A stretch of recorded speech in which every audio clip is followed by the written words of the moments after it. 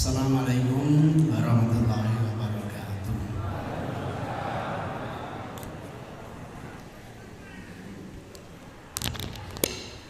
Innal hamdalillah nahmaduhu wa nasta'inuhu wa nastaghfiruh wa na'udzu billahi min shururi anfusina wa min sayyiati a'malina. May yahdihillahu fala mudilla lahu wa may yudlil fala hadiyalah.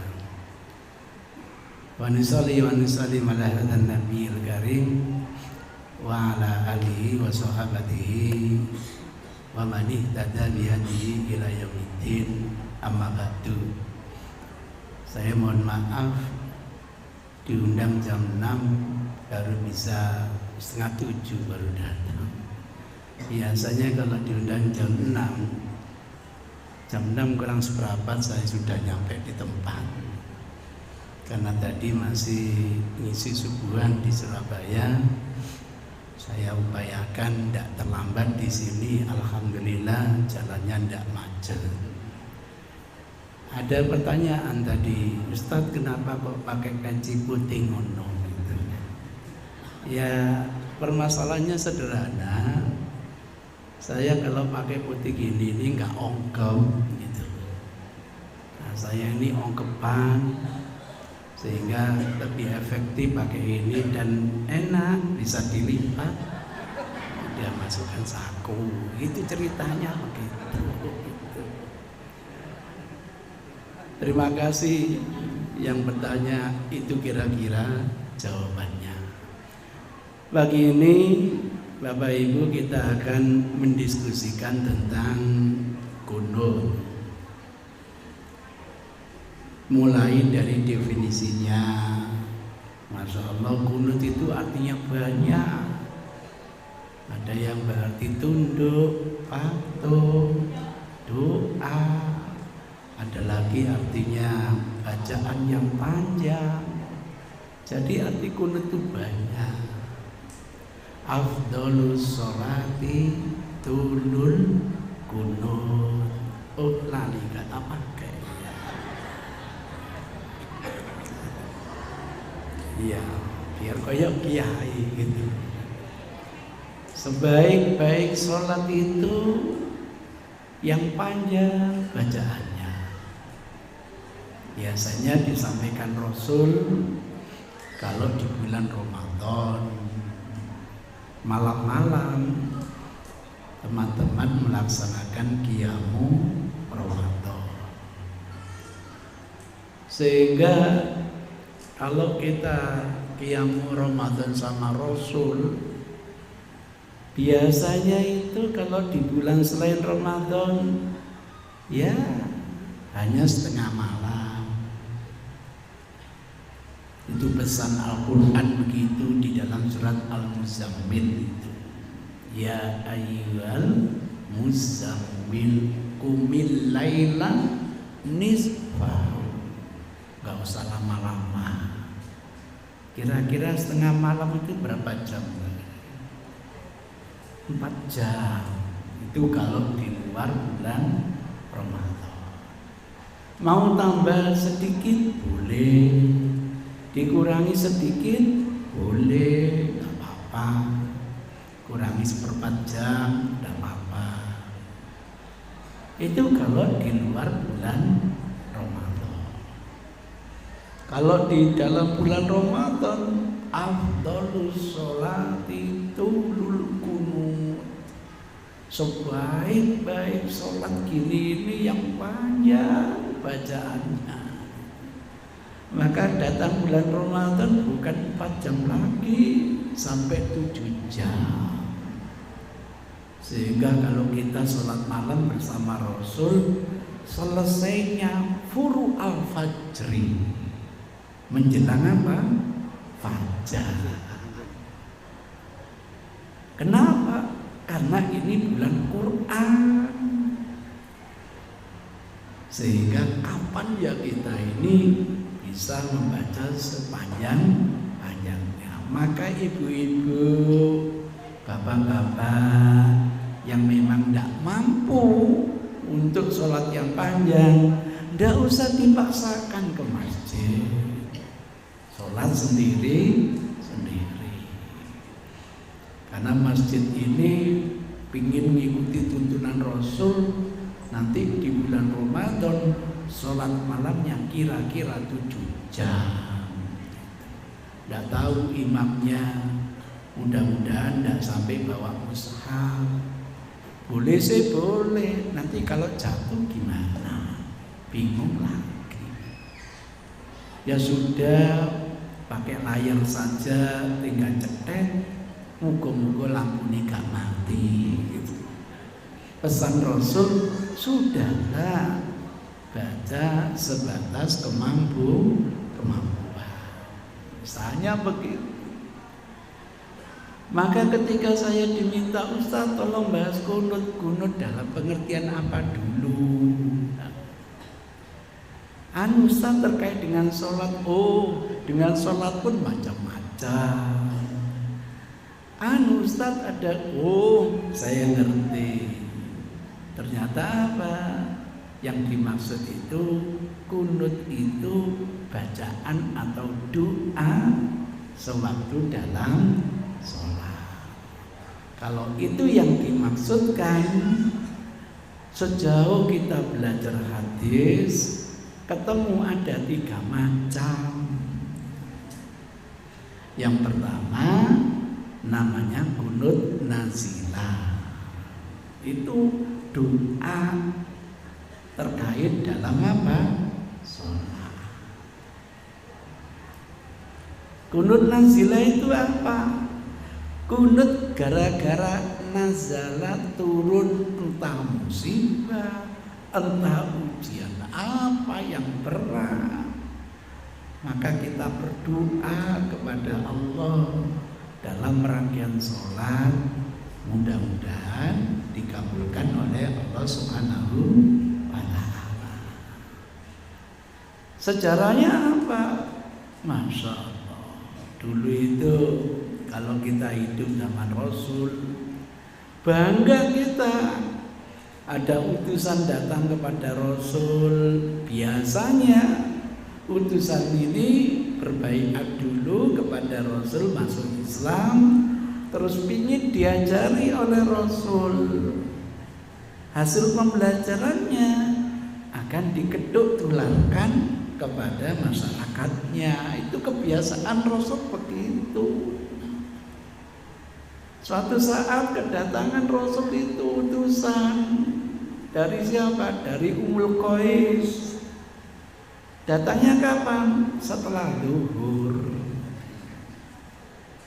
Datang ke Rasul, ya Rasul, kami utusan dari Ummul Qais. Beliau tidak bisa nemui langsung kepada panjenengan. Karena apa? Ada kaum yang selalu menghalanginya. Nah, terus ajarilah kami tentang Islam untuk kami sampaikan kepada masyarakat kami. Diskusi panjang. Karena diskusi panjang, waktu asar datang.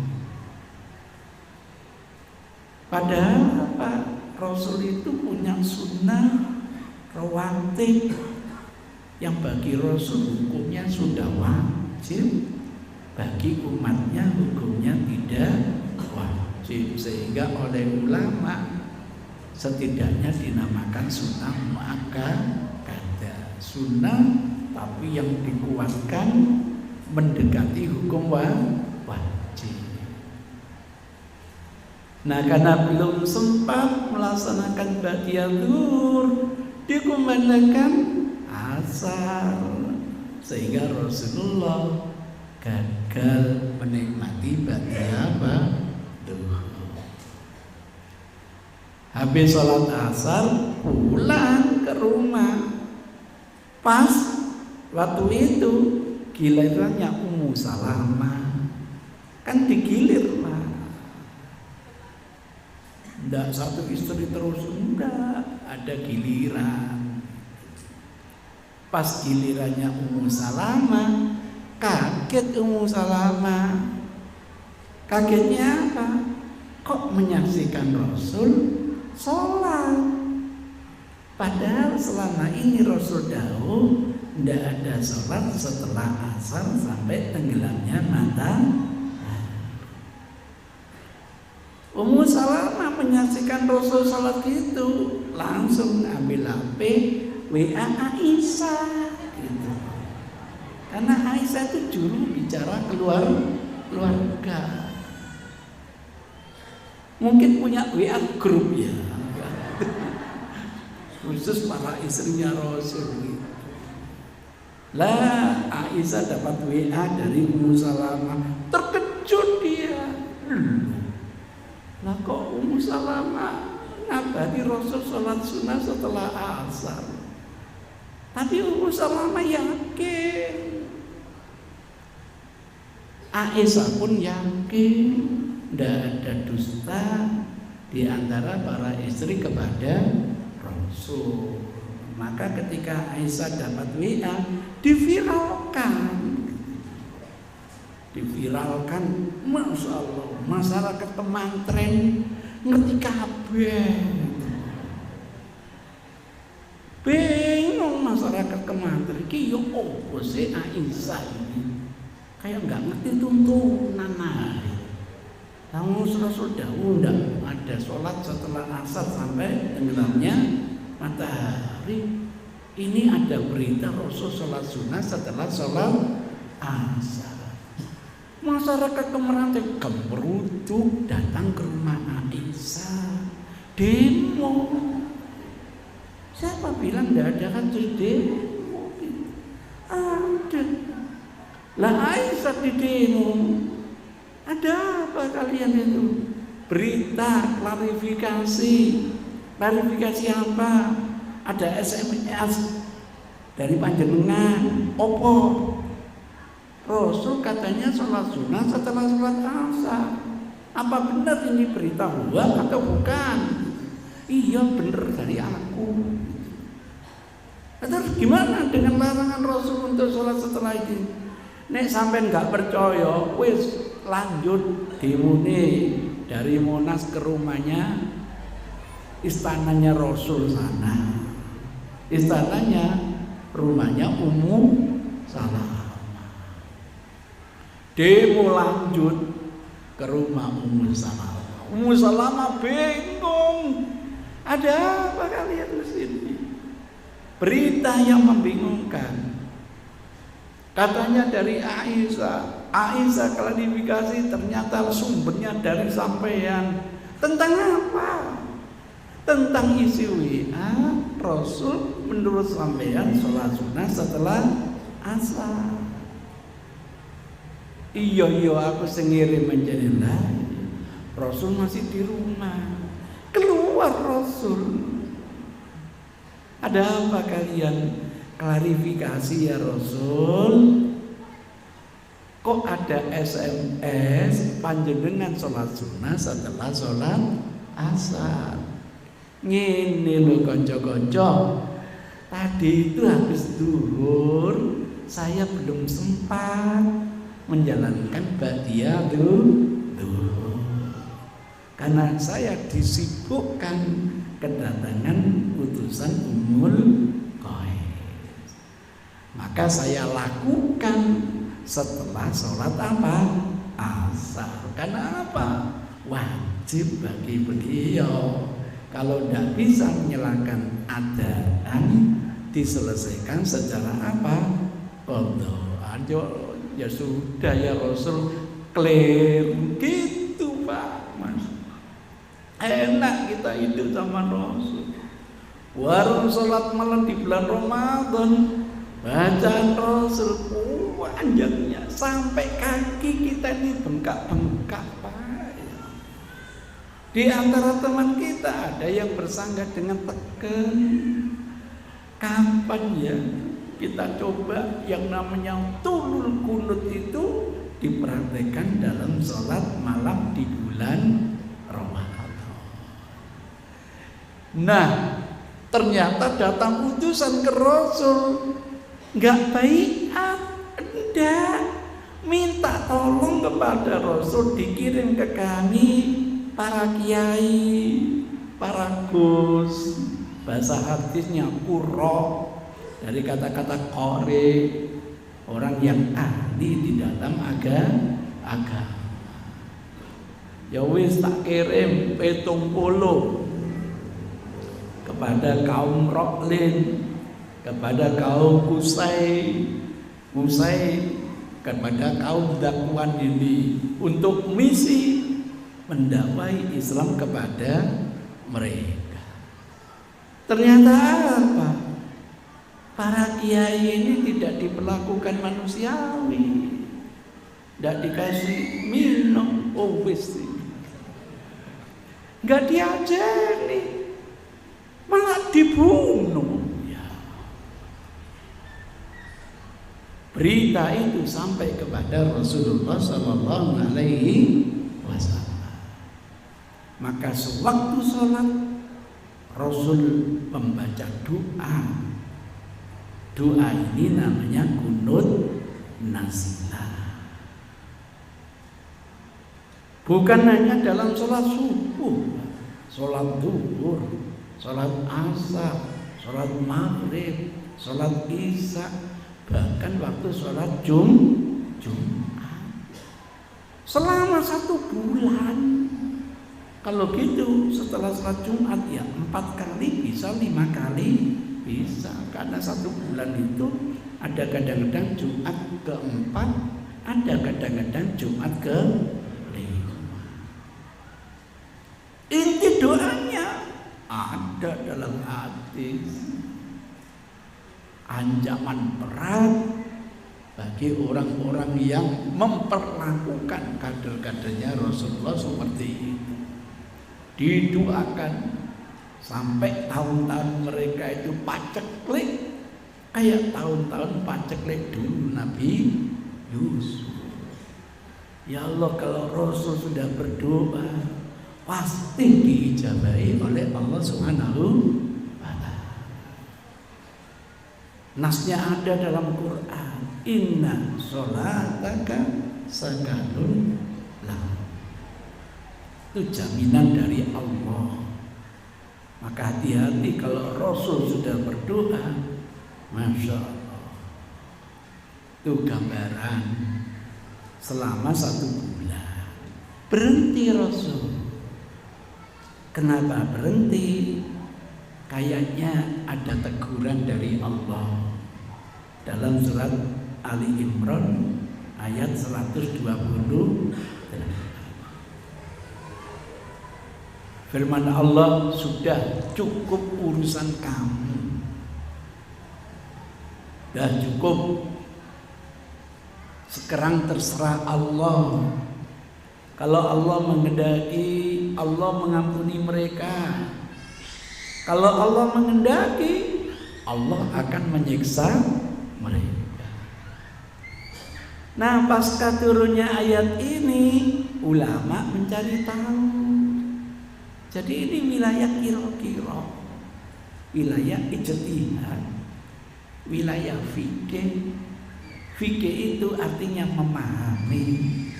Memahami itu wilayah kira-kira. Maka nggak boleh orang mengatakan hasil fikihku paling benar, nggak boleh. Kalau meyakini, saya yakin boleh, saya yakin benar, boleh, tapi ini paling benar, tidak boleh. Itu kesombongan intelektual. Apa yang kita anggap benar belum tentu benar, apalagi sampai menyalahkan orang lain. Maka kalau kita diskusi fikih harus siap beda pendapat. Selama ini kita baru siap beda pendapatan, tapi belum siap beda pendapat. Maka sebelum saya lanjutkan, saya tawarkan dulu, siap enggak beda pendapat? Siap apa mboten? Nek enggak siap, saya selesai sampai sini aja. Timbangannya kok tawuran. Harus siap beda pendapat. Kenapa beda pendapat? Beda kacamata, pasti beda kesimpulan. Beda paradigma, pasti beda kesimpulan. Beda keilmuan, pasti beda kesimpulannya. Itu. Nah, begitu turun ayat, apa kata fulan ini? Saya selalu tidak menyebutkan siapa. Karena masih kita ini terlalu banyak fanatik kepada tokoh. Nanti kalau sampai saya sampaikan ini pendapatnya Imam Malik, lah itu pendapatnya Imam Syafi'i, muncul pertanyaan. Imam Malik kan gurunya Imam Syafi'i, pinter nih guru ambek murid, repot mah. Gitu. Muhammadiyah tidak melihat siapa, udah. Muhammadiyah itu sesuai dengan tuntunan Allah, alladzina yastami'unal qaula. Pendapatnya yang diperhatikan, bukan orang. Murid bisa lebih pintar dari guru. Maka setiap pendapat direkrut oleh Muhammadiyah dengan keyakinan itu pendapat yang terbaik dari masing-masing orang. Dari yang baik-baik ini dicoba, didiskusikan, dicarikan yang terbaik tanpa menyalahkan yang lain. Itu keterangan di HPT halaman terakhir sampai wonco yang gitu. Dari yang baik-baik dicarikan yang terbaik. Istilahnya yang paling rojih, yang paling kuat. Sebagai hadiah bagi masyarakat ini biar lebih mantap dalam menjalankan tuntunan. Itu asalnya begitu. Muhammadiyah itu toleran banget, Masya Allah. Nanti termasuk kunut, Masya Allah. Walaupun pemimpin utamanya itu tidak kunut, subuh datang ke masjid yang ada kunutnya, kira-kira ikut sholat yang berkunut enggak? Ikut. Nah, sampai di situ.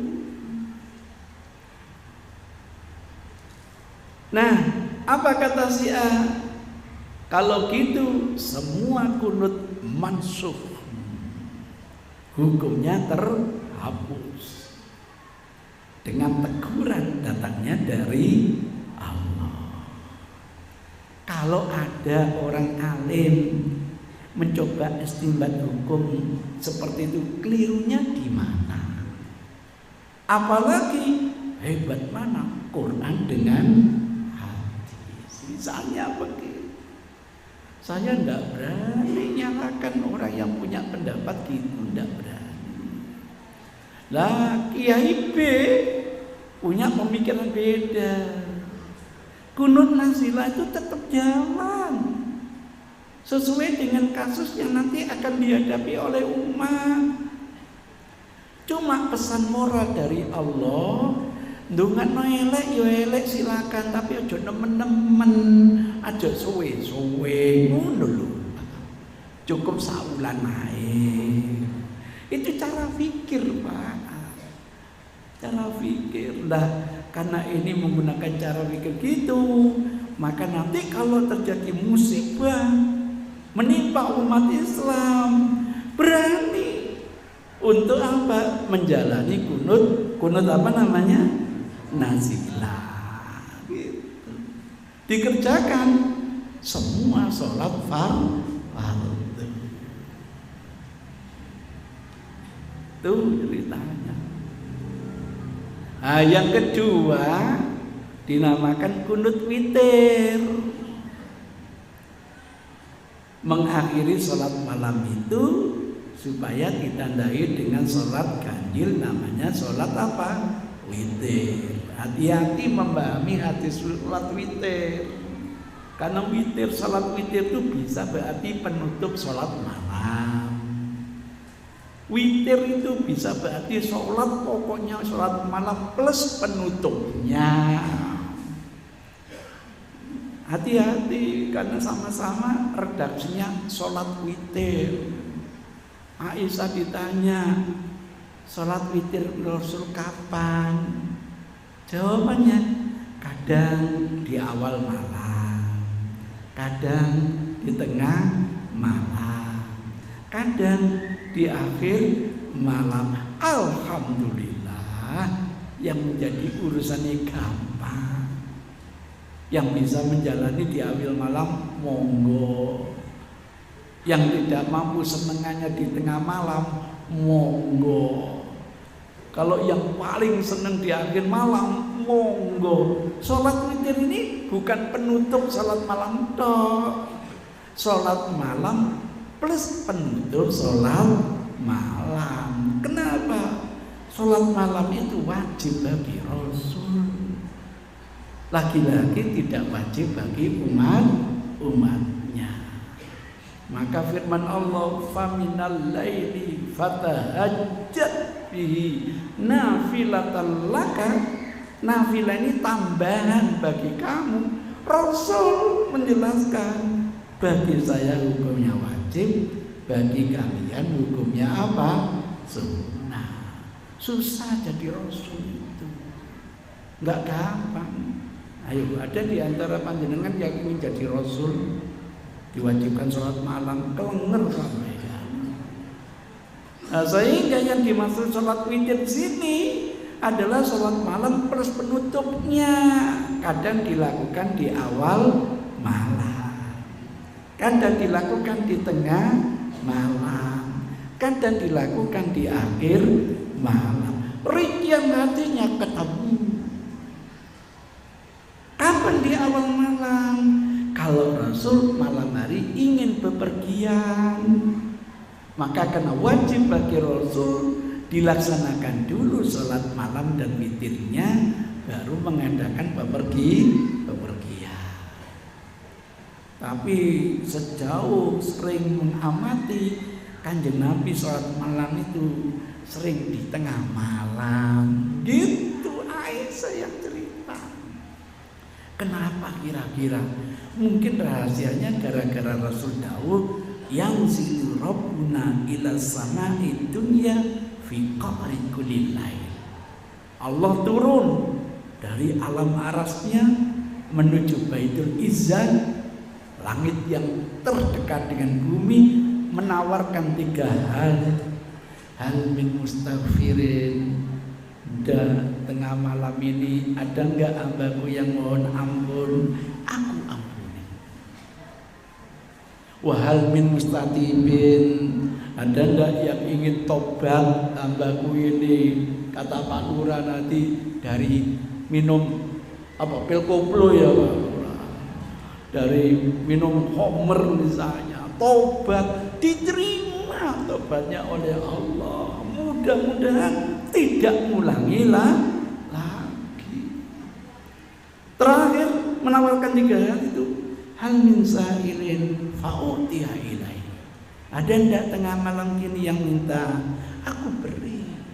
Dan Allah itu ndak pandang bulu, hambanya siapa pun minta dikasih oleh Allah.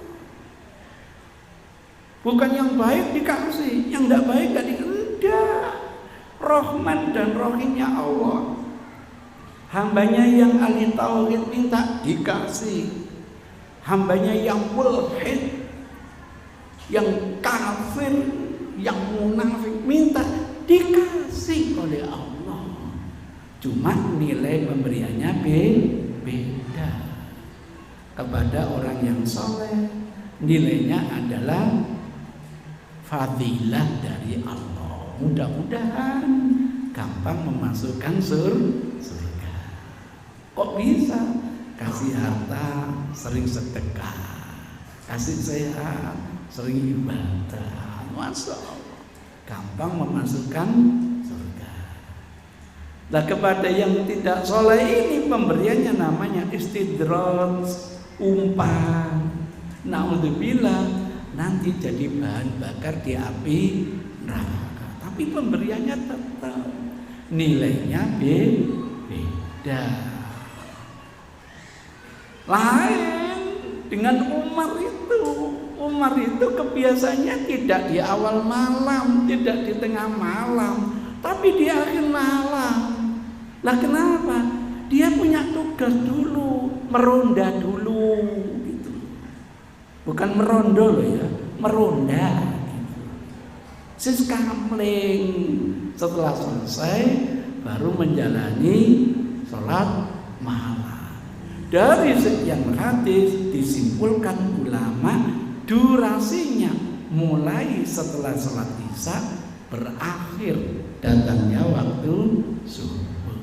Mana yang afdal? Terserah kemampuan masing-masing. Nah, ketika menutup sholat malam ketemu hadis Alamani Rasulullah, kata seorang sahabat, aku diajari oleh Rasul sewaktu sholat witir menutup sholat malam agar membaca doa kunut. Doanya ada dalam hadis, Allahumma hdina fiman hadait wa afina fiman afait wa tawallana fiman tawallait wa qina bi rahmatika syarra ma qadait fa innaka taqdi wa la yuqda alai wa la ya'izzu man adai tabarakta rabbana wa ta'ala. Macam-macam bentuk doanya. Itu salah satunya begitu. Diteliti Pak sanadnya dari ini. Alhamdulillah perawinya itu orangnya hebat. Unsur bersambungnya, sanad mangkulnya terpenuhi. Sehingga jangan kaget kalau ada verifikator menilai endingnya hadis sahih. Kesimpulannya hadis sahih. Ada yang lain, kalau tidak sahih minim hasan deh. Karena bedanya hanya hafalan. Yang ini cespleng jadi sahih, agak sedikit keliru turun menjadi hasan. Lepas endingnya sahih atau hasan, ijma ulama bisa diamalkan. Dulu Muhammadiyah tidak mau kalau tidak sahih dulu. Alhamdulillah bergeser, sekarang nggak harus sahih, hasan tidak apa-apa. Bahkan hasan di ghairihi tidak apa-apa. Sekarang diganti mandatnya bukan hadis sahih tapi hadis makbul, gitu loh. Nah, teman-teman lama yang belum tahu perubahan ini pokoknya nggak sahih, nggak gelem gitu. Oh, kalau gitu mindsetnya masih pendapat yang lama. Kalau pendapat yang baru enggak, walaupun tidak sahih, walaupun hasan, itu sudah masuk kategori makbul. Perubahan pola pikir Jawa Timur Pak yang punya salah, usul dari Jawa Timur Pak. Sebab saya dulu mengatakan di muktamar, dulu namanya muktamar Pak, tahun 85 itu belum munas saja. Kalau Muhammadiyah tetap mempertahankan manhaj seperti ini, Muhammadiyah tidak bisa bicara tentang yang namanya hukum banyak. Bayangkan sholat saja itu setahu saya yang sahih banget itu ya nggak sampai 40% Pak. Rata-rata di bawah hadis sahih. Kalau nggak mau pakai hasan, wassalam. Nanti sampai yang ingin sujud, belajar hadis cara sujud, seluruh hadis yang mendahulukan lutut dhaif semua. Kalau dhaif tidak boleh dijadikan hujah. Mempelajari semua yang mendahului tangan dhaif semua. Karena dhaif semua tidak bisa dipakai hujah. Kesimpulannya tidak bisa sujud. Saya ketika diskusi dengan lembaga yang mempertahankan hadis itu sahih, harus sahih, kalau nggak sahih nggak bisa dipakai. Saya tidak perlu menjelaskan lembaga apa ini. Terus saya tantang, lah menurut penelitian sampean Semua hadis yang mendahulukan sujud, mendahulukan lutut, dhaif semua. Ada 4 hadis itu, lengkap dengan cara penelitiannya. Nah menurut sampean juga yang mendahulukan tangan 3 hadis itu dhaif semua. Lah terus gimana cara sujudnya? Ya terserah Ustaz, mau tangan apa lutut? Lu nggak bisa. Kalau sama-sama sahih, boleh pilih. Mengangkat tangan tentang pundak sahih, daun telinga sahih, karena sama-sama sahih, boleh pilih. Tapi kalau sama-sama dhaif, keduanya tidak boleh diamalkan. Lah kok komentarnya menarik? Lah kalau Ustaz bisa sholat sujud dulukan kepala, monggo. Memangnya sirkus apa gitu? Oh nanti diteliti, ini yang dhaif keterlaluan, ini yang dhaif bisa meningkat lumayan. Cari yang dhaif yang lumayan gitu. Caranya lah kamu gak sholat. Jadi butuh proses Pak kita, butuh seperti itu. Masya Allah. Alhamdulillah, lepas dalil kunut witir itu sahih atau hasan, mestinya sudah bisa diamalkan. Itu kalau studi sanad, studi mata rantai perawi. Lah kajian hadis kan tidak cukup studi sanad, harus studi mata. Ketemu sumber informasi ini ternyata Hasan anaknya Ali, berarti cucunya Rasulullah. Itu luar. Hasan yang cerita alamani Rasulullah, tidak ada yang lain, tidak ada Pak. Cucunya Rasul yang cerita, aku diajari oleh Rasul, aku diajari kakek saya sewaktu sholat witir supaya baca doa kunut Allahumma hdina fiman hadait. Maka orang berpikir sanadnya sudah bagus, kan dalam kaidah berpikir la yastalzimu sihhatas sanad sihhatal matan. Tidak otomatis kalau sanadnya sahih hadisnya jadi valid. Tidak otomatis kalau sanadnya sahih hadisnya makbul, belum tentu. Kadang-kadang sanadnya sahih, hadisnya mansukh, tidak bisa diamalkan. Apalagi di sebuah organisasi ini, wadah hadisnya sahih, tapi bertentangan dengan Quran, kelenger hadisnya. Jadi tidak semua yang sahih itu valid. Teksnya dicoba ngaji tentang kevalidannya, keakurasiannya.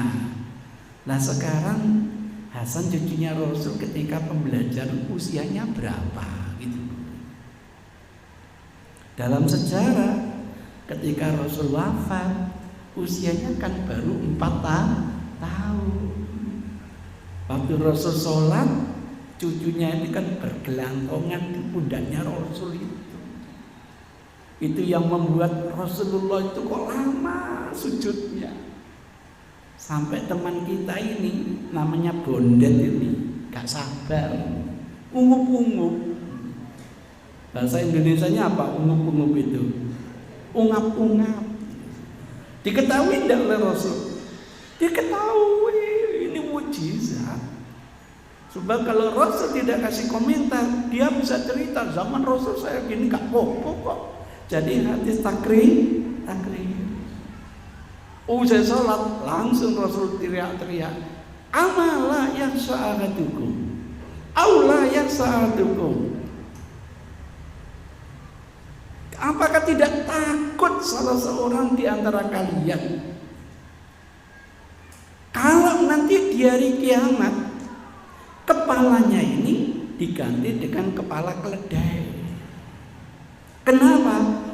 Dului gerakan imam. Ini kira-kira keridhaan Rasul atau ancaman Rasul? Ancaman Rasul. Rasul. Maka jangan coba-coba kita berjamaah mendahului gerakan apa? Dewa. Lepas hadis ini dimaknai denotatif atau konotatif, intinya warning dari Rasul bagi makmum yang mendahului gerakan imam. Dimaknai denotatif, titenono, besok di hari kiamat di padang mahsyar jasadnya manusia, kepalanya kok keledai. Iki biyen kok sing disi imam ngono, Pak. Itu namanya pemaknaan denotatif.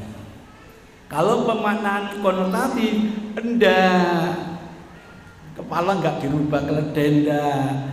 Seakan-akan Rasul itu memberi kinayah begini, umatku ini ya Allah, kok bodohnya Masya Allah, dinasihati berkali-kali tidak ada perubahan, persis kayak keledai. Nah itu namanya pemaknaan konotatif.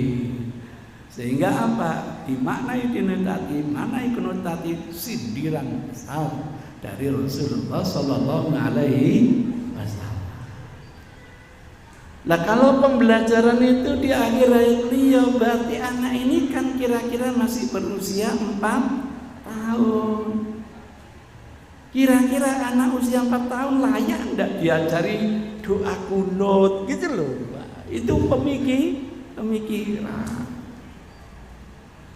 Wong menurut Rasul anak itu mulai ajari sholat ketika usia berapa? 7 tahun. Nah orang yang punya pemikiran gini, hadisnya memang oke lah, statusnya sahih atau hasan, tapi melihat kajian matanya itu tidak valid. Kalau tidak valid, tidak bisa diamalkan gitu. Kelompok B lain lagi memikirnya. Ini mikir, Pak. Mas, ngaji hadis kaya ngene aja dipadani awak-awakan. Iki ngono keluarga Nabi, ngono, Pak. Khususnya masuk usianya 4 tahun sudah layak diajari gitu.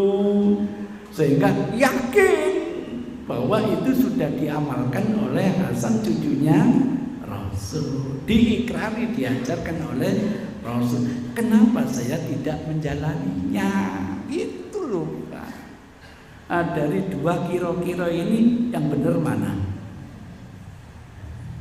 Wallahu a'lam. Maka nggak boleh kira-kira itu sampai mendelik. Oleh diakhiri dengan wallahu a'lam. Kertek. Kok yakin ya? Monggo diamalkan. Saya kok ragu, tinggalkan. Toh gak batal kalau kita tidak menjalani kunut sholat apa? Witir gitu, nasihat Rasul gitu. Dak mayuribuka ila mala yuribuka.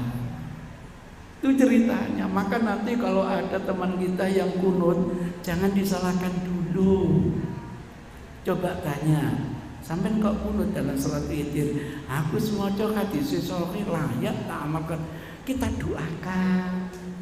Kalau Anda masih keliru, Anda tetap dapat 1 pahala.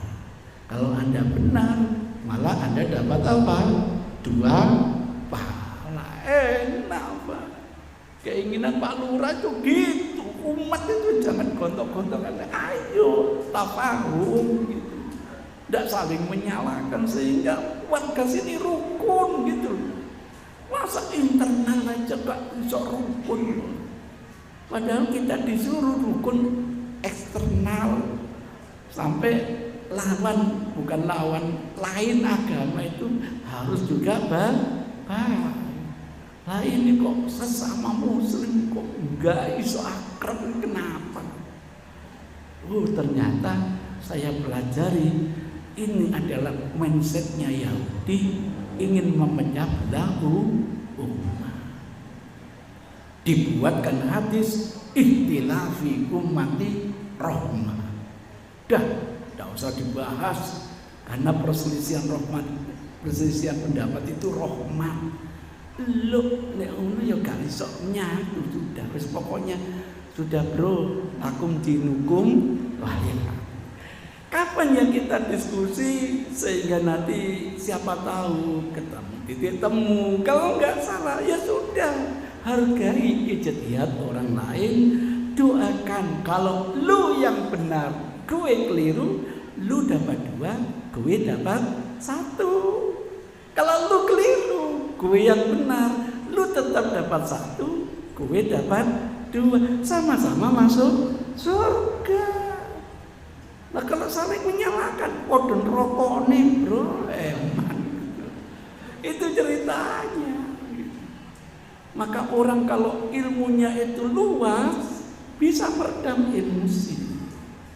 Tapi biasanya kalau ilmunya cepat, emosinya tinggi, susah kontrol emosi.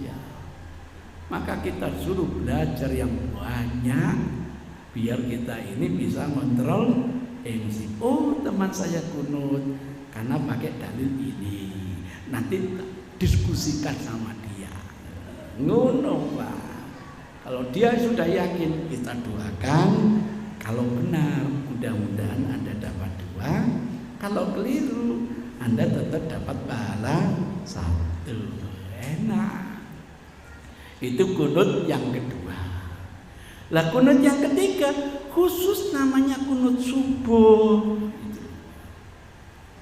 Ini biasanya yang membedakan antara NU dengan Muhammadiyah. Biasanya gitu.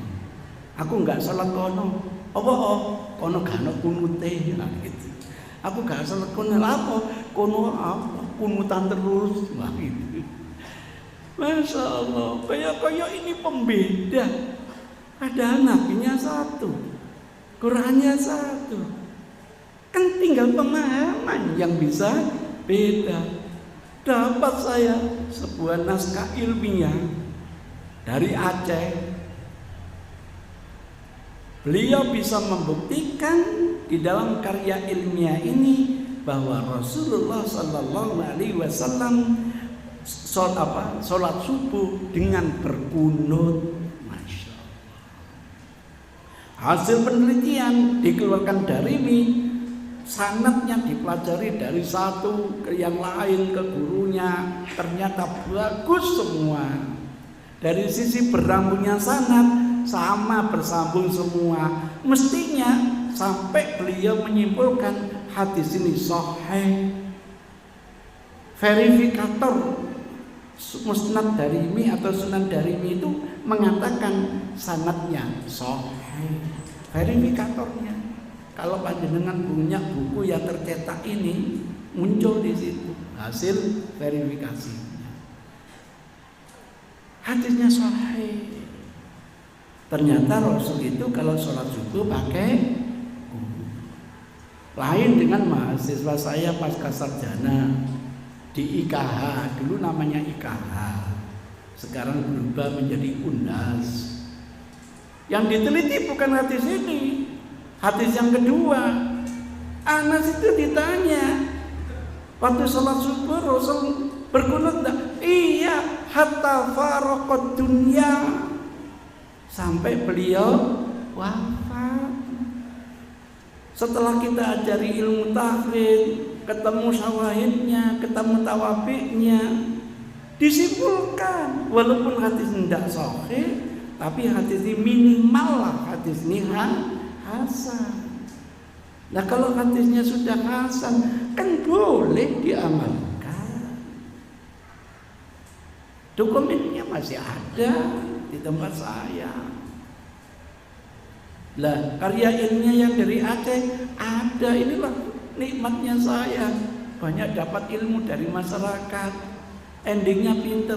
Tolong Ustadz dijelaskan. Aduh, jadi buku sini suruh jelaskan. Enak pertanyaannya separuh halaman, separuh baris.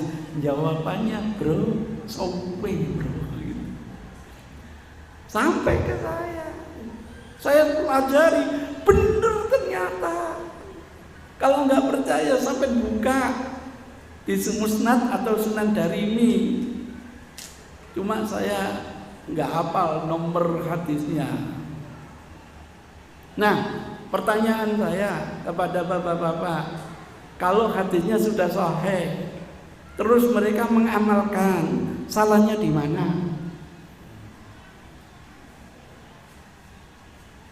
Jangan-jangan panjenengan belum pernah baca. Loh, kalau kita nggak tahu, kenapa menyalahkan orang yang tahu? Kan malu kan kita.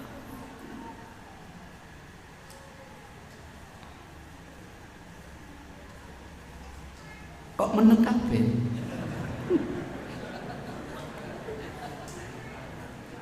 Kalau ingin saya tunjukkan bisa, saya bawa laptop, saya tunjukkan.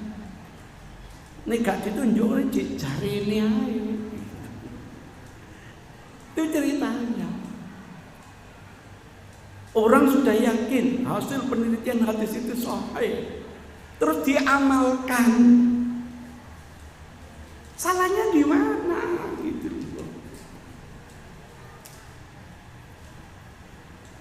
Jangan-jangan di Muhammadiyah belum ngaji hadis ini.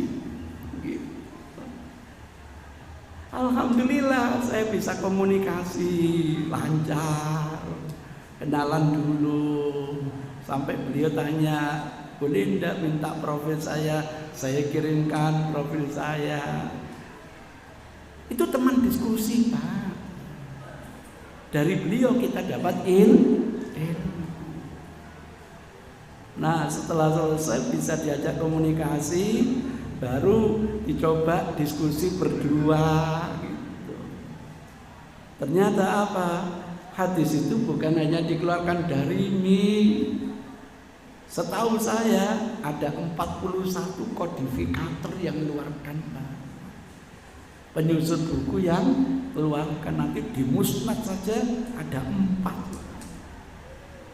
Dan semua sanadnya sahih. Hanya saja kajian matannya ternyata bukan sholat subuh titik dan sholat maghrib. Nah, itu ternyata di Darimi tidak ada yang namanya dan sholat maghrib, tidak ada.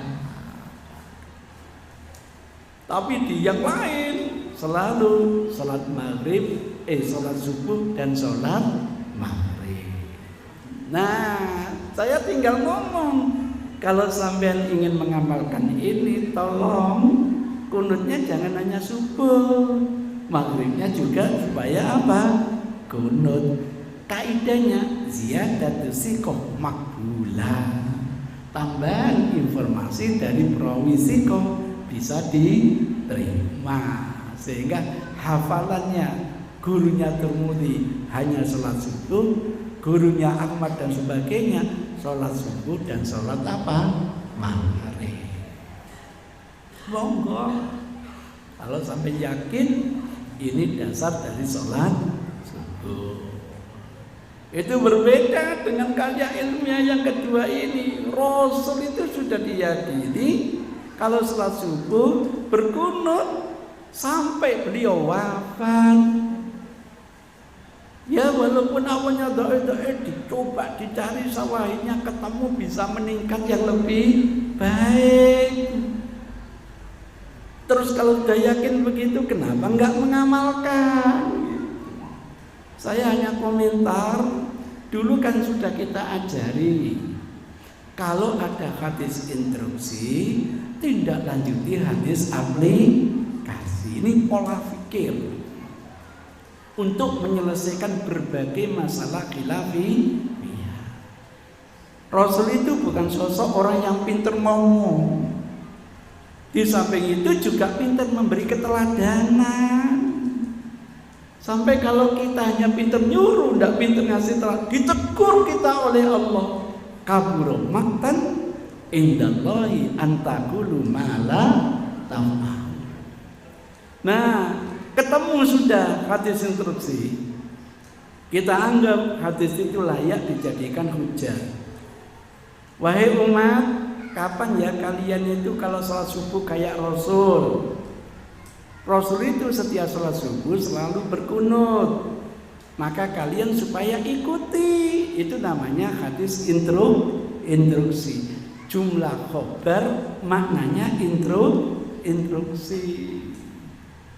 Maka tolong kalau sholat subuh kayak Rasul, jangan lupa berkunut seperti Rasul sampai Rasul meninggal dunia, sampai kalian meninggal dunia. Itu namanya instruksi. Mestinya kalau ada instruksi tinggal sami'na wa ata'na. Tapi enggak, dalam kajian hadis muncul instruksi, kapan kita tindak lanjuti hadis aplikasi. Karena Rasul uswatun hasanah.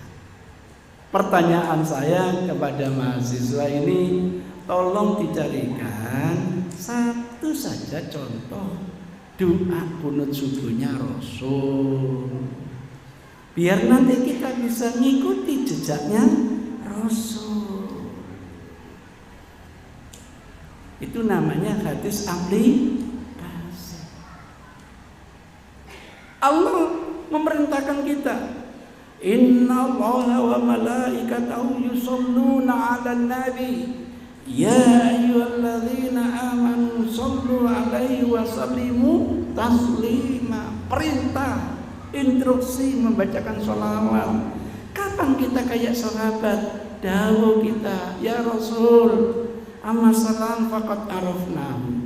Bacaan salam kami sudah paham, panjenengan sudah ngajari kami. Ketika turun ayat fa idza huyitum bi tahiyyatin fa'ayyu bi ahsana minna. Caranya assalamualaikum, jawablah waalaikumsalam. Kalau bisa tambah dikitlah warahmatullah. Kalau perlu lengkapilah wabarakatuh. Sudah diajarkan oleh Rasul. Fa kaifa nusalli alaika? Sekarang bagaimana saya berselawat untuk Tuhan? Muncul redaksi dari Rasul, hadis aplikasi dari Rasul. Kita mudah, instruksinya kita terima, aplikasinya kita rekayasa. Maka teman saya ini berhasil merekayasa jenis sholawat itu. Saya fotokopi itu 32 halaman. Terinspirasi sholawat Badar. Ada sholawat Nariyah, sholat Najiyah, sholat Kamilah, sholat Tama, macam-macam lagi. Dan teman saya, dekan Fakultas Adab dulu itu juga punya sholawat baru. Sholawatnya dinamakan Ulil Albab. Untuk kenang-kenangan masjid, namanya masjidnya Ulil Albab. Sekarang muncul sholat baru, sholawat Sugel. Lah alhamdulillah saya juga bisa buat sholawat. Saya buat sholawat namanya sholawat Siminya.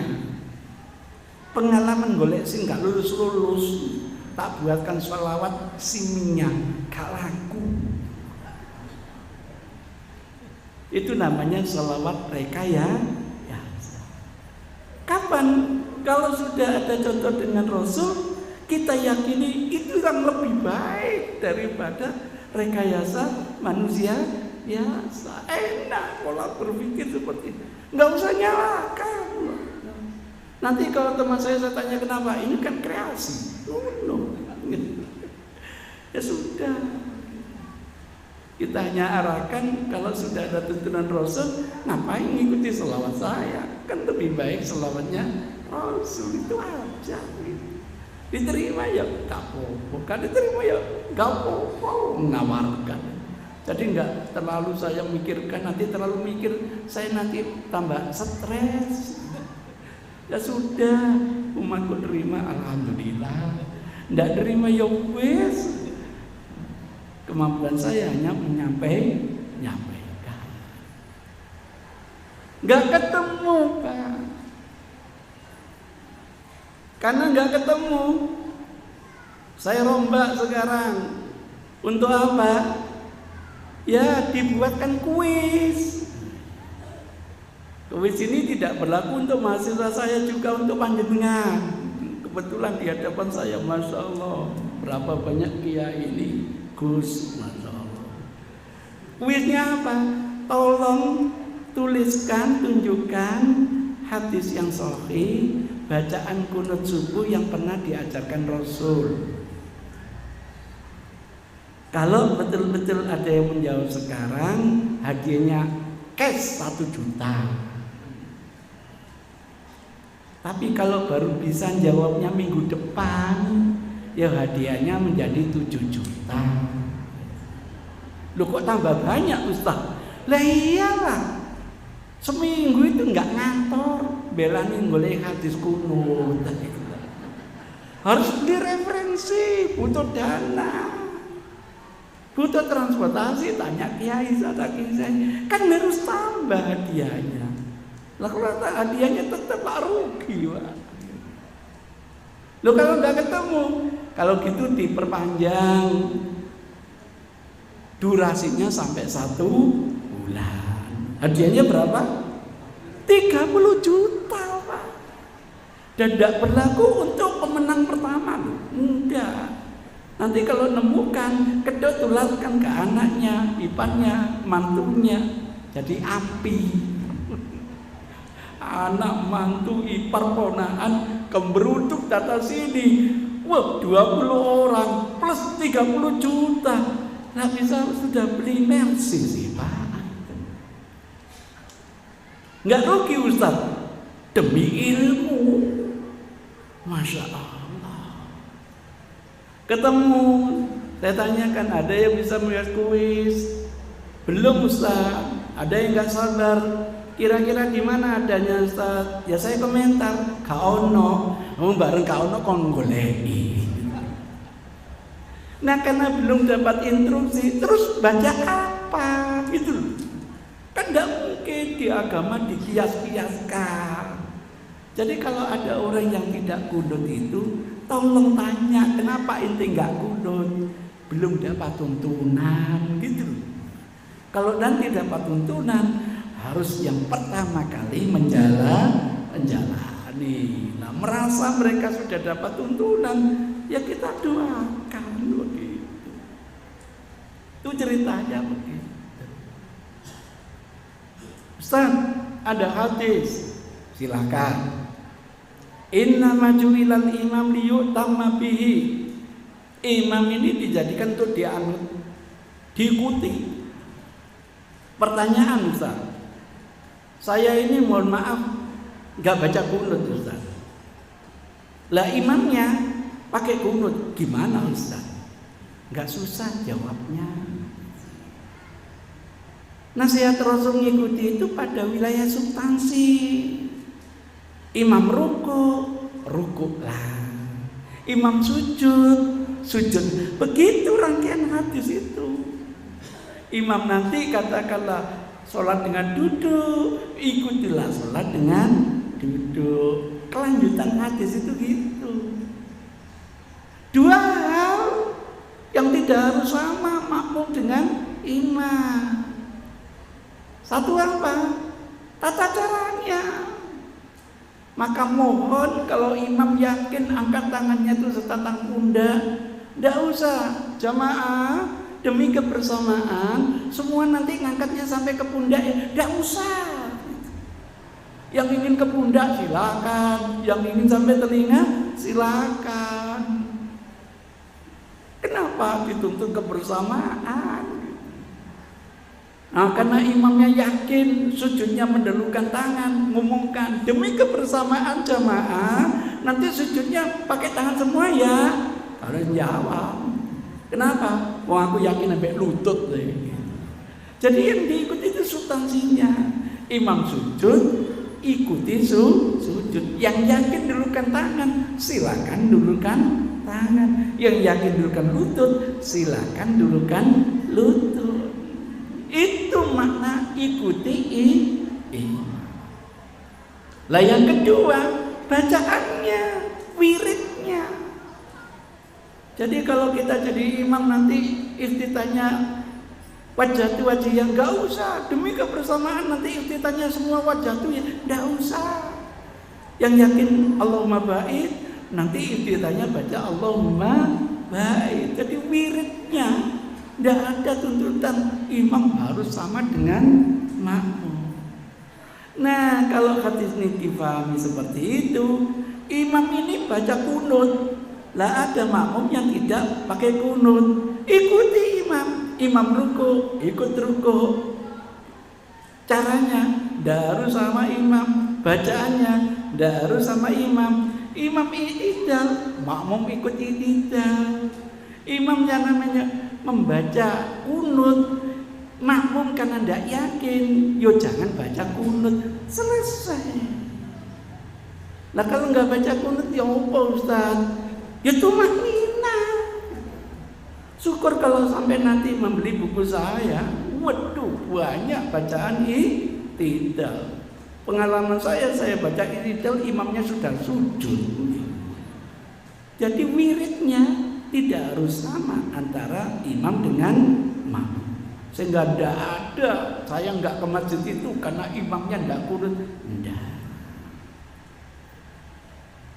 Tetap ikut jamaah. Wah, kalau ini ditanamkan di masyarakat, indah, Masya Allah. Ada di antara jamaah yang biasa kunut, lah masjid ini tidak pakai kunut. Oh, tidak apa-apa. Sebab apa? Andai kan dipaksa hukumnya, toh hukumnya sunnah. Yang sunnah itu kan ditinggalkan nggak jadi masalah.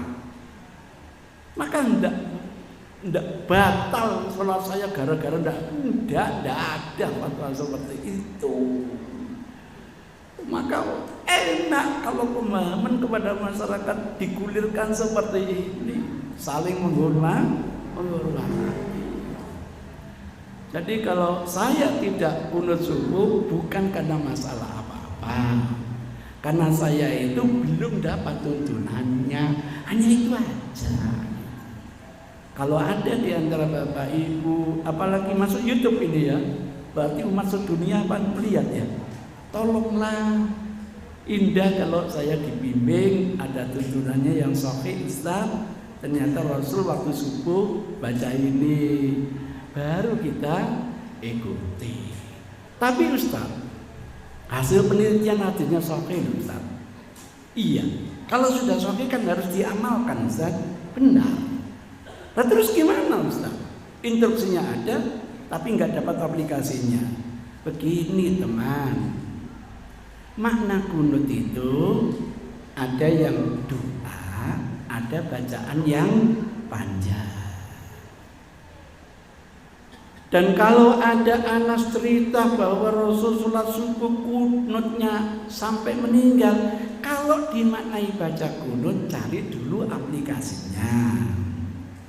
Kalau dimaknai bacaan yang panjang, ketemu aplikasinya. Sholat subuhnya Rasul itu berkisar 60 sampai 100 ayat, ketemu. Oh kalau gitu yang dimasukkan berkunut sholat subuh itu baca bacaan yang panjang. Kok bisa begitu? Ini sholat spesial. Inna Qur'anal fajri kana mashhuda. Wajar kalau Rasulullah Shallallahu Alaihi Wasallam itu bacaannya panjang dalam hadis sahih yang lain. Kenapa ya Rasul? Yang namanya duhur 4 rakaat, asar 4 rakaat, isya 4 rakaat, lah kok maghrib 3 ya Rasul? Apa jawaban Rasul? Itu witirnya sholat malam, sholat siang. Oh gitu toh. Lah kenapa ya Rasul? Kok subuhnya 2 rakaat?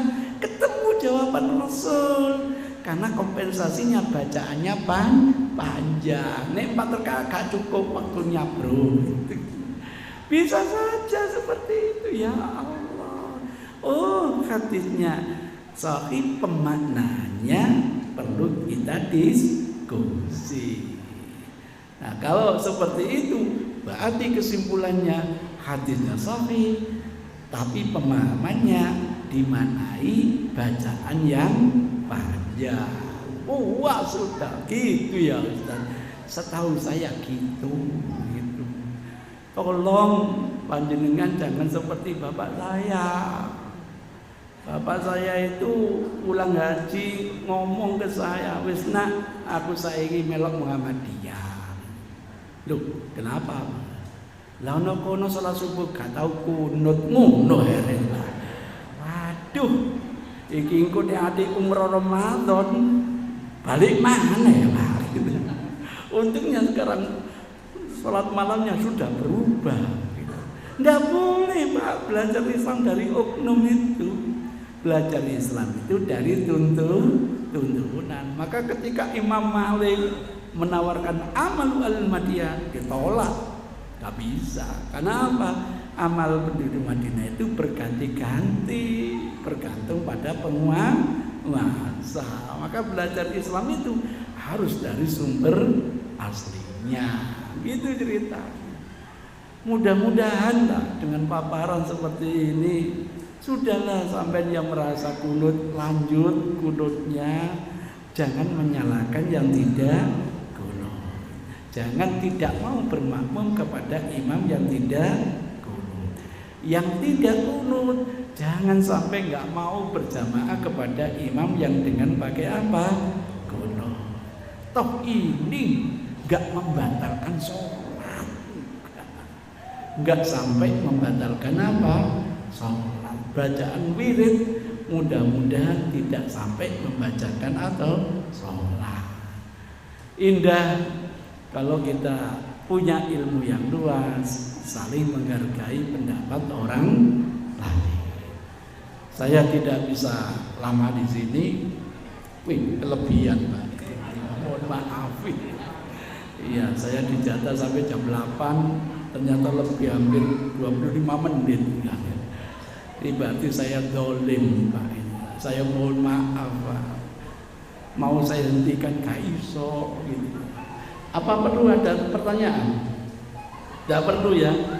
Nanti ada pertanyaan saya nggak bisa jawab, tambah bingung lah ya. Terima kasih. Billahi hidayah wa taufik. Assalamualaikum warahmatullahi wabarakatuh.